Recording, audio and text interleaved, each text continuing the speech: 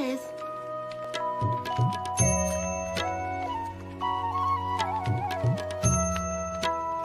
बघ कशी करते ती.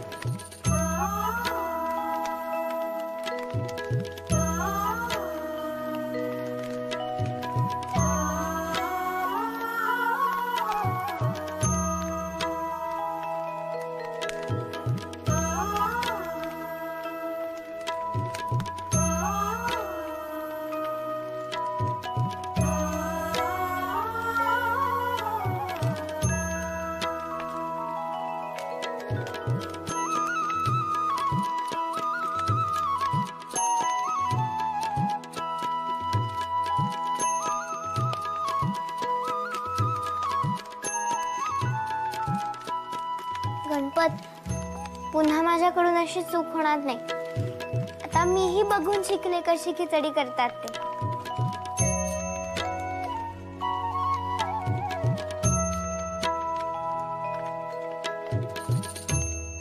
आता ही खिचडी खाऊन सखू एकदाची शांत होईल. हो.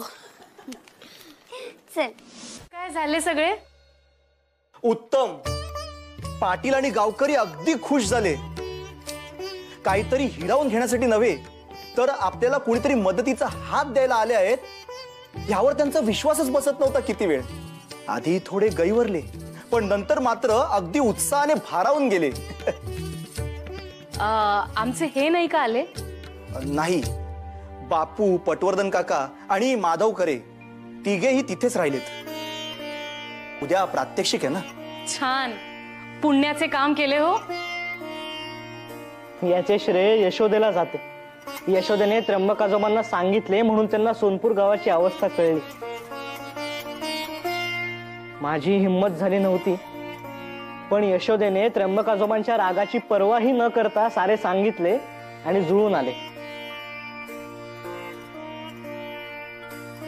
आप्पा नाही आले पण नाना, बापू, पटवर्धन काका आणि बाळकृष्ण सारे लगेचच हो म्हणाले.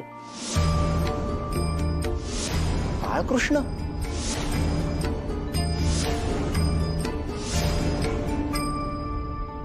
हा बाळकृष्ण कोण? नाही नाही, चुकून म्हणालो. माधव खरे म्हणायचे होते.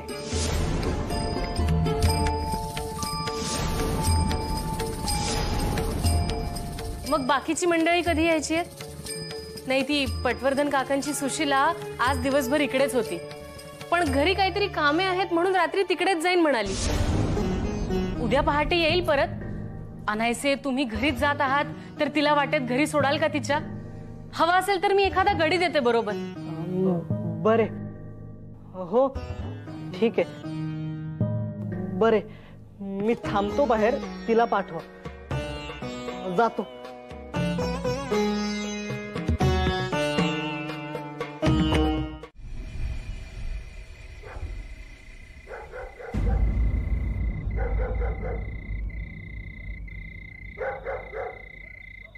यशोदा, यशोदा.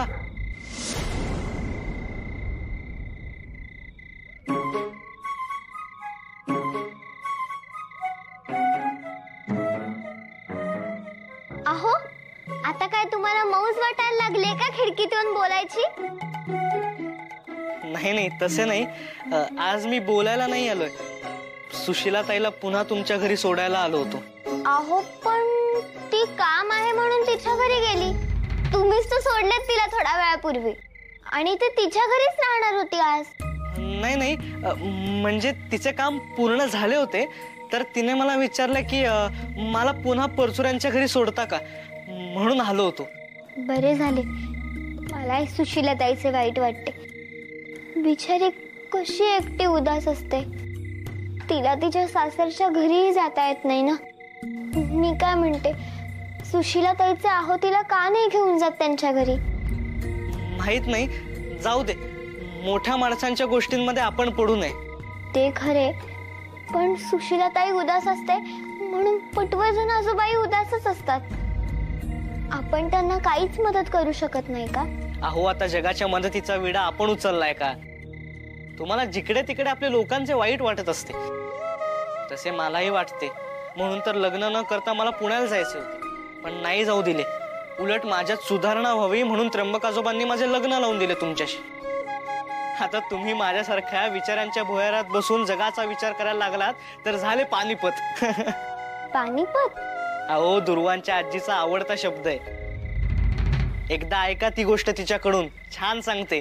बरे, पण ऐका ना, सुशीला ताईला मदत कशी करायची करा ना जरा विचार.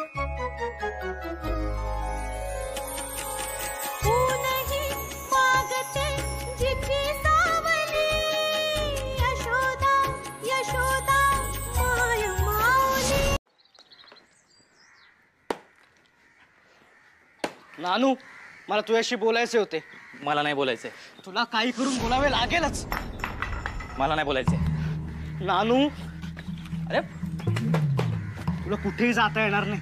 अरे तुला कळते की नाही, हे जे काय तू भोळ्या सुशीला बरोबर चालवलंयस ना, ते ताबडतोब थांबव नानू, समजले? तू काय बोलतोस मला काही कळत नाहीये. सोड माझा हात. नाही सोडणार. किती वाईट असशील रे तू नानू, किती वाईट असशील. अरे त्या सुशीलेचं लग्न झाले आहे. आपले पटवर्धन काका चांगलेत म्हणून, नाहीतर आतापर्यंत आपल्या घरी आणि अख्ख्या गावात कळले असते. पण त्यांच्या जागी कोणी दुसरे असते ना तर तुला जिवंत सोडले नसते. हे बघ, माझा हात सोड, मला काही कळत नाहीये. अरे नानू, अरे तुला अक्कल नाहीये का? हा, घरी आप्पा, आई आणि त्र्यंबक आजोबांना समजलं ना तर तुला काय होईल याचा विचार कर. अरे त्र्यंबक आजोबा घरातून हाकलून देतील तुला. अरे नानू, तुला समजत कसं नाहीये? जरा भानावर ये, नाहीतर गोत्यात येशील. पण सुशीला माझी लहानपणापासूनची सवंगडी आहे. आता आपल्या सवंगड्यांना भेटणे हा काही गुन्हा आहे का? तू नाही का यशोदा वहिनींना भेटत होतास? म्हणजे आता भेटतोस, पण लग्नाआधीही भेटायचास की नाही? शब्द मागे घे, शब्द मागे घे, नीच माणसा. अरे नीच माणसा. अरे उठ उठ नानू, तुझ्या लबाड स्वभावा बरोबर माझ्या शुद्ध स्वभावाची तुलना करतो. उठ उठ, यशोदेचे नाव घ्यायची लायकी तरी आहे का तुझी? अरे नीच माणसा, हा, सुशिलेशी खेळ करून तिला टाकून देशील नंतर. प्रभाकरासारखी हिंमत नाहीये तुझ्या. हा, आणि नीच आहेस तू, नीच.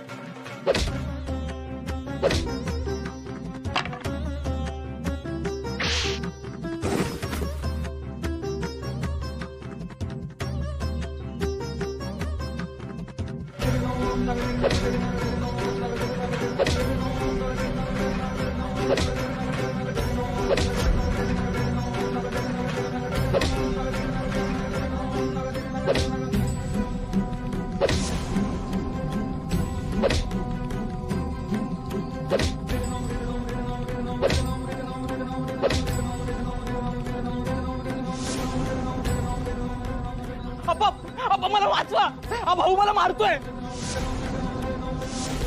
आणि हा स्वतः आपल्या पटवर्धन काकांच्या मुलीकडे म्हणजे सुशीला ताईकडे होता, त्यांच्या घरी. काय?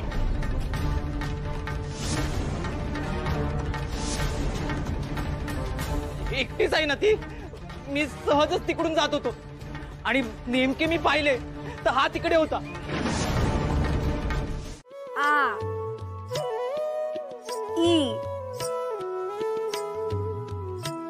नर्मदे, भीड चेपली ना तुझी?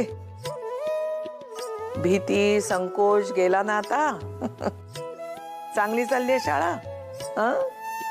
हो आई, आता गोडी लागतीये. तुला माहितीये का आई, आज प्रत्यक्ष मी सावित्रीबाईंना पाहिले. हो का?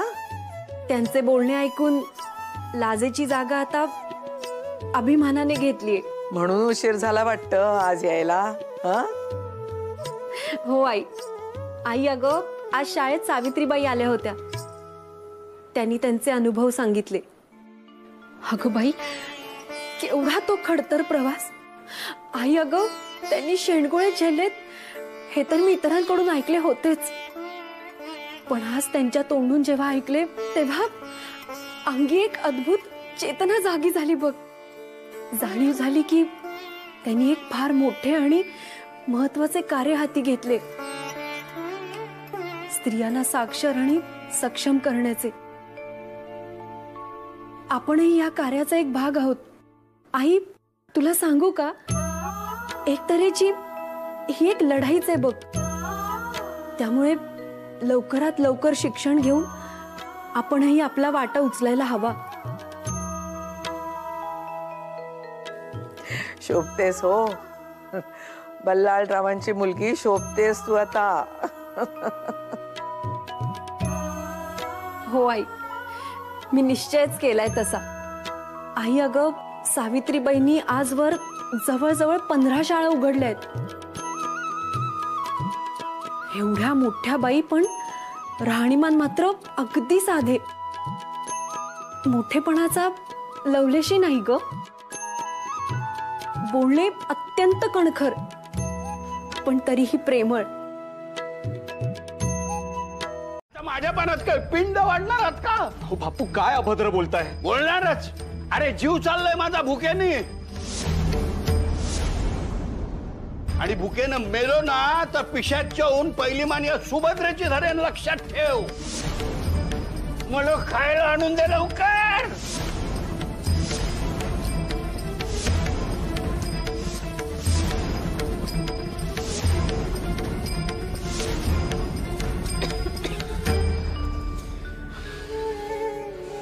सुभद्रा काकू खूप रडतायत. जीवाला लागेल असेच बोललेत हो बापू. त्या तरी किती सोसणार ना. आणि स्वयंपाक ही चांगलाच करतात त्या. विनाकारण शिक्का मारून ठेवलाय. तुम्ही मला इथे उपदेश करायला आलात का? त्यापेक्षा जा, जेवणाचं काय ते बघा. बापू खवळलेत भुकेने. तेच सांगायचे होते हो. अलीकडे माझी तब्येत हवी तशी साथ देत नाही. तब्येतीचं कारण किती दिवस पुढे करणार आहात? पास झाले आता. अंग झटका आणि कामाला लागा. बघावं तेव्हा खंडीभर कारण तयारच असतात तुमच्याकडे. बापू काही उगाच खवळत नाहीत. इथे पोटात भुकेने खड्डा पडलाय, पण स्वयंपाकाच्या नावाने सारी बोंब आहे तुमची.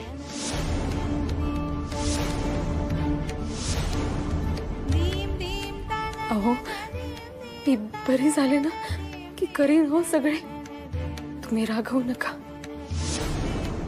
पण आई आणि नर्मदा वंचांना घरी आणता नाही येणार का?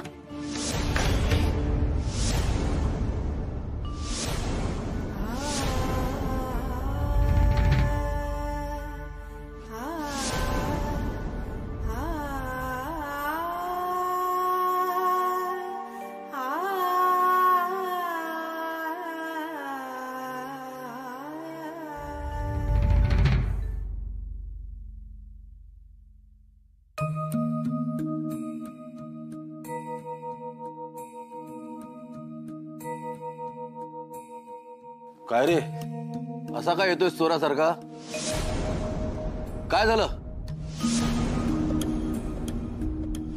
खरे तर आहे ना, सदाभाऊ सुशिलीला परचुऱ्यांकडून पटवर्धनकडे सोडण्यासाठी गेला होता. सांगतोस काय? हा, मी खोटे बोललो आणि त्याला चांगलाच धडा शिकवला. हा.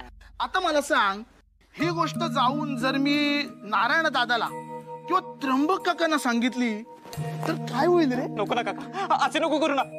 नको नको सांगू ना. नको नको ना.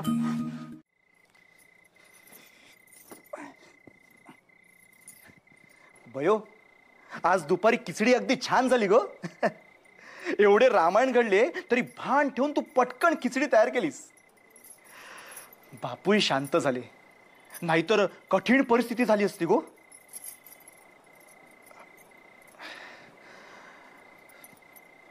माझे मनी भरून गेले. खूप खास घेताना तर मला रडूच आले.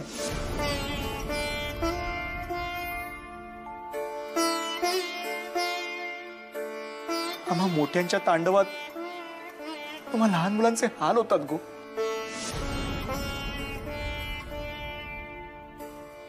पयो, सगळा भार तुझ्यावर पडतोय गो. नाही नाना, असा विचार नका आणू मनात. अहो, तुम्ही मोठी माणसे आम्हा लहान मुलांसाठी नाही का करत प्रेमाने? मग आम्ही तेच करतोय ना. नाना, एक सांगू? तुम्ही रागावू नका. सांग. मी तुम्हाला म्हटले होते की आईच्या तळपायांना तेल लावा, तेव्हा तुम्ही रागावला होतात, असे का? तुम्हाला बरे नसताना आई कितीतरी वेळा तुमच्या पायांना तेल लावते, तुमची सेवा करते.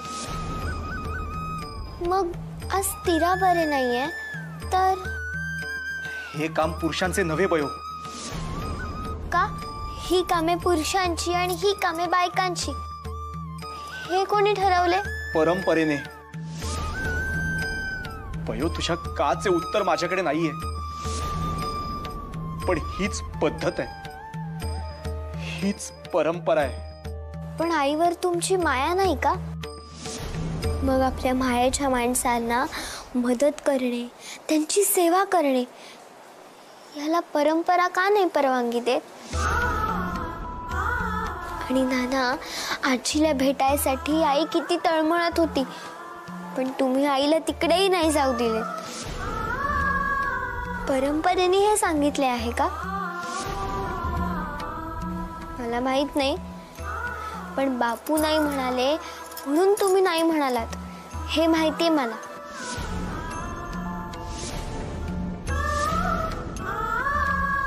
पण नाना, तुम्ही तर आईचे आहो आहात ना, मग तुम्ही का नाही हट्ट केला आईला गावाला पाठवायचा?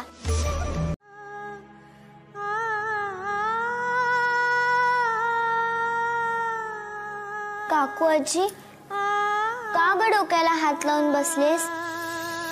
अजूनही बरे नाही का वाटत तुला? घे, ही पेज पिऊन घे, म्हणजे तुला बरे वाटेल. त्यापेक्षा विष आणून दे, म्हणजे सगळ्यांच्याच मागची कटकट संपेल कायमची. अगं, असे काय बोलतेस? तू शांत हो. ही पेज आणलीये ना मी, ती तुला प्यावीच लागेल.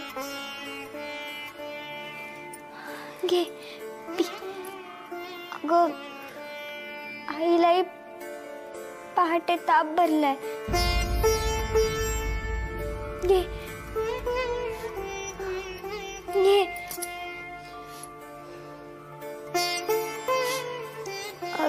तू संपव ही पेज, मी आलेच.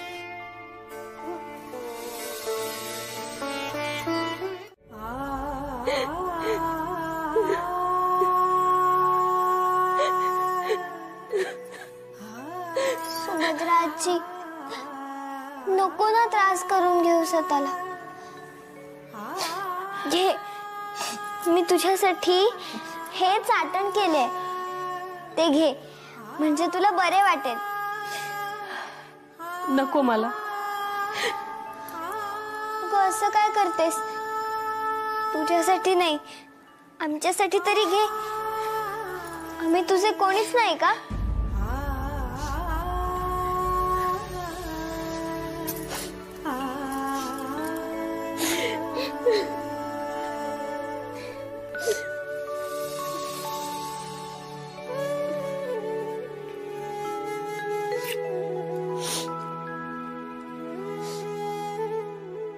घे, चाटण घे.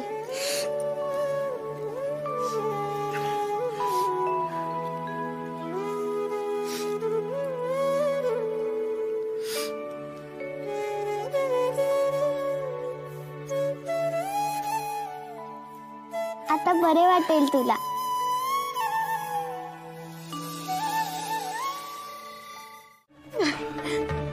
जायचंच नाहीये मला. पण तेव्हा हातापाया पडत होते तुमच्या. नाही जाऊ दिले. अरे काय फुलचटासारखा बायकोशी बोलतोयस? का ना खाली त्या तिचे? बरोबर हो म्हणेल. दुर्दैवी आहे सारं. काय म्हणालास? नाही, निघतो मी. आम्ही उद्या येतोय म्हणून सांग त्यांना. हो, शक्यतो पहाटे निघा. रात्रीच्या प्रवासात दरोडेखोरांची भीती असते. बर, येतो. ये.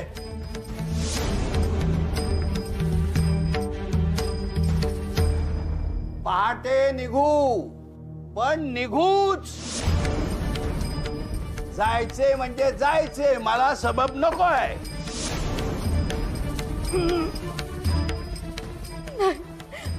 मला नाही जायचं, मला नाही जमणार, मला नकोय, मला काही नको. वा वा, बऱ्याच दिवसाने चांगली बातमी मिळाली. मी आता श्रीमंत होणार. म्हणजे 2-2 घर, एक इथे आणि एक खेडला.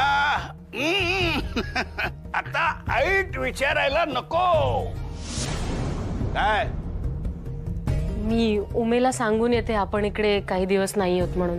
आपण? तुमचे काय काम आहे तिथे? फक्त आम्हीच जातोय. तुमची काळी सावली नको, नाही तर व्हायचे काम बिघडेल. काळी सावली? रात्री निलाजरेपणाने हात धरता तेव्हा? उलटून बोलताय, उलटून बोलताय. इकडचं थोबाड तिकडे करून टाकीन. 2-4 दिवस नाही आहोत आम्ही, तर वेळ सत्कारणी लावा. कावेरी वहिनींकडून पदार्थ शिकून घ्या. नुसते पदार्थ नको आहेत, त्याला चव कशी येईल त्याच्याकडे लक्ष द्या. चला जा. 2-2 घर, 2-2 टा टा टा टा टा टा टा टा टा टा टा टा टा.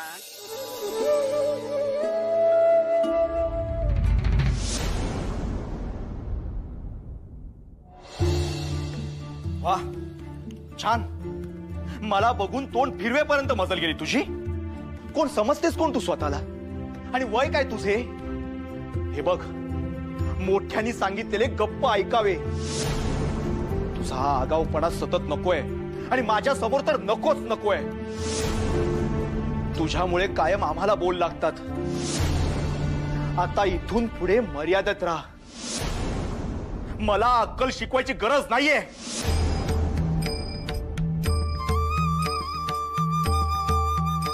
मला हे अजिबात आवडलेले नाहीये.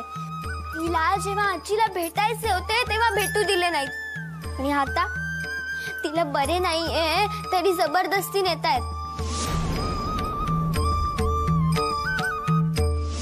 अशी धावून आला तो सुलोचना वहिनी. हो, असे का बोलताय? तसेच कारण असल्याशिवाय का निरोप धाडणार होतात तुम्ही? मी खेडला जाते माहेरी. आता सारे सुने झाल्यावर आले हो सारे कानावर. वहिनी, आम्ही येईपर्यंत मुलांना सांभाळाल ना? इथे सुभद्रा काकूच्या व्हायचं नाही हो. हे काय विचारणे झाले का? तुम्ही अगदी निर्धास्त होऊन जा. आम्ही सांभाळू हो पोरांना. काही कमी पडू द्यायचं नाही. तुम्ही फक्त तुमची तब्येत सांभाळा. इकडची काळजी मुळीच करू नका. अरे वाटले हो ऐकून. वहिनी, मी जर परत नाही आले ना तर माझ्या पोराला सांभाळून घ्या. हो, पोर हुड आहे पण प्रेमळ आहे हो. चुकले ना तर कान धरा, पण पोटाशी घ्या. हो, काय बोलताय हे? तुमचाच आधार आहे हो तिला. हो वहिनी. आणि हो, सखूच्या लग्नाचा अधिकार मी तुमच्यावर सोपवते. हो, हो, काय हे? महादेव, गणपत, सखू या सगळ्यांना तुमच्या ओठीत घालते असे समजा. वहिनी आहो, कारण मी काय येतो. हो, काय बोलताय दादा वहिनी? हे काय बोलणे झाले का? असे निर्वाणीचे बोलणे बरे आहे का? काही होणार नाहीये तुम्हास. मला ठाऊक आहे तुमची तब्येत बरी नाहीये. आई वडिलांची आठवण येते म्हणून मन हळवे झाले. परंतु असा अभद्र विचार मनात सुद्धा आणू नका हो. काही होणार नाही तुम्हास. नाही हो. तरी पण मला वचन द्या. नाही नाही, हे काय बोलतेस? तरी पण मला वचन द्या. ओ वहिनी, मला वचन द्या. दादा वहिनी, शपथ आहे तुम्हाला माझी.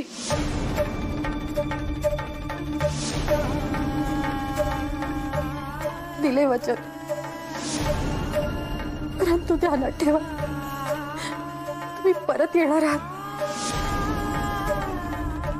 आई आई, बापू बैलगाडीत बसलेत, लवकर बोलवतायत तुला. हो, आलेच.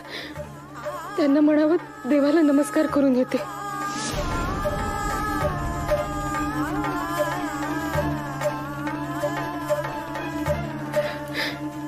असे मोठे काम केले हो, तरीही त्रास करून घेऊ नकोस. सगळ्यांचे लक्ष तुझ्याकडे असणार आहे.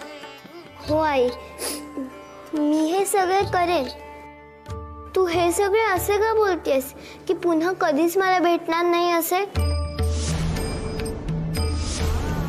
काही नाही गो. खूप वर्षांनी तुम्हा मुलांना अशी एकटी सोडून जाते ना, म्हणून असे बोलते.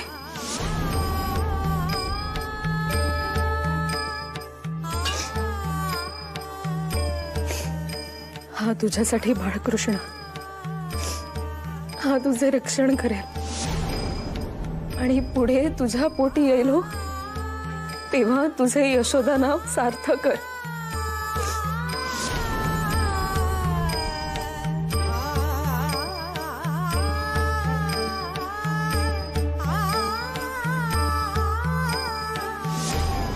आई, पण ह्या सगळ्याला तर अजून खूप अवकाश आहे. तू आत्ताच का बोलतेस असे? आई आई, बापू खूप चिडलेत, लवकर बोलवतायत तुला. चल.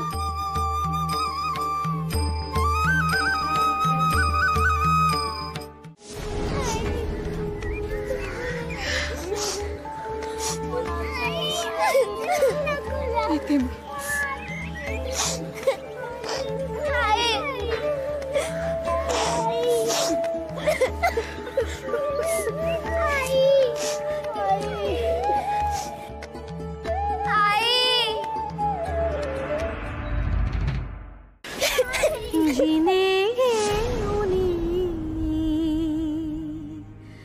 सांभाळले हुलादत श्वास होनी.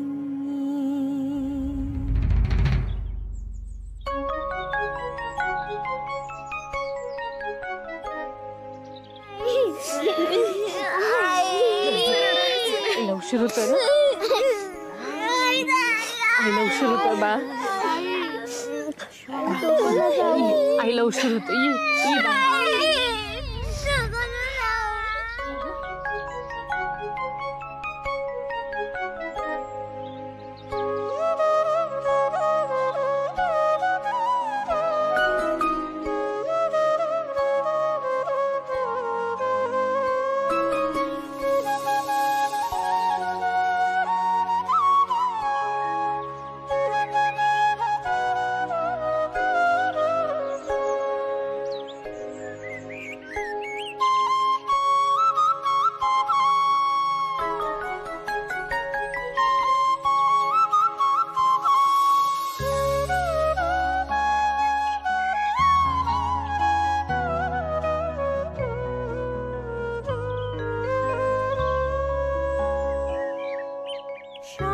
शब्द भासेरिता तिच्या वाचुनी, आई शब्द जोडताच अर्थ ये मनी. माया तिची ओथंबली दिसे डोळ्यात, ममतेचा दीप आई ठेवे उंबऱ्यात. आई हाक भाळाची,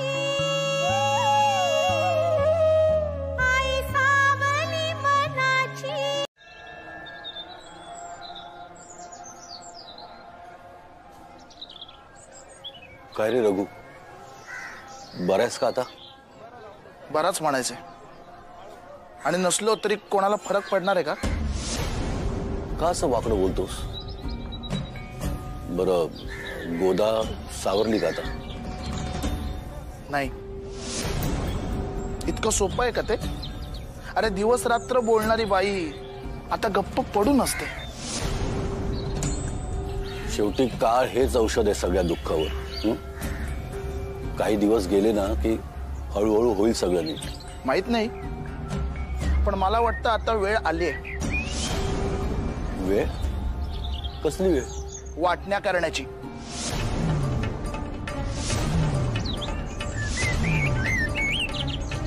रघु? हो, त्र्यंबक काकांशी बोलून वाटण्या करूयाच.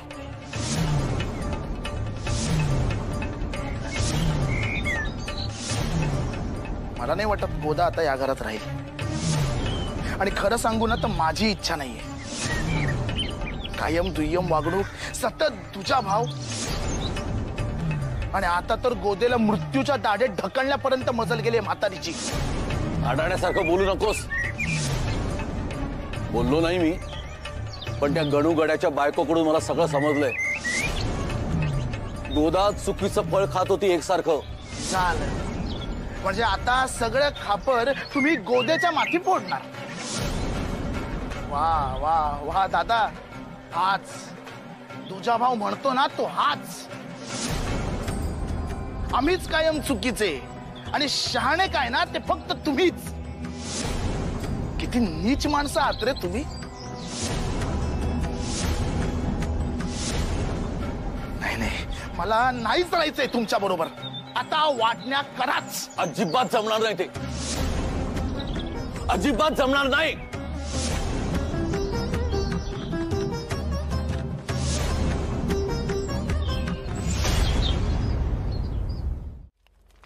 एवढा प्रवास कसा झेपायचा त्यांना, मला तर काळजीच वाटते. आई बापाला भेटायला तडफडत होती तेव्हा बांधून ठेवली होती ते खुंटाला.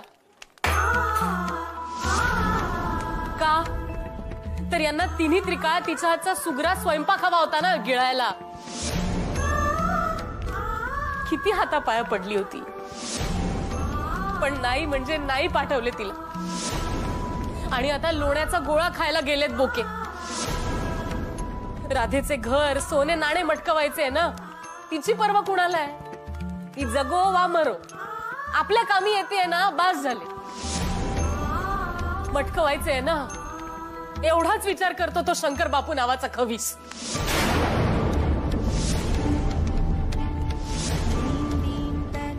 बायकांना तुच्छ लेखायचे, वाटेल तसे बोलायचे, हिणवायचे. दुसरे येते काय त्यास?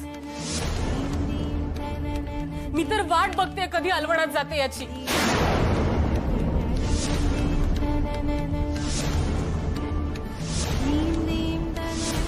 सुभद्रा वहिनी, काही आश्चर्य नका वाटून घेऊ. तो खवीस आहेच त्या लायकीचा. त्या राक्षसाने गरोदर केले मला.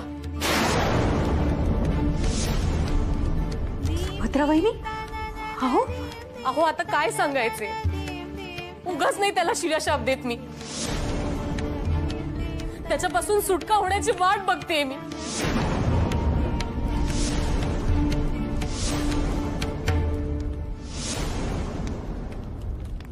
वहिनी, सांभाळा स्वतःला.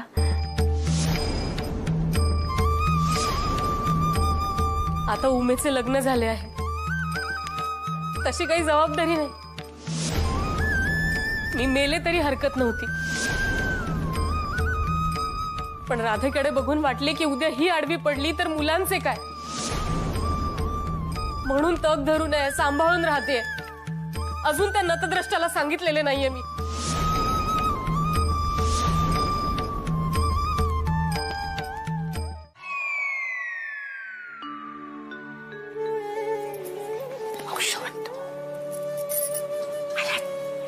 मुलं कुठे आहेत?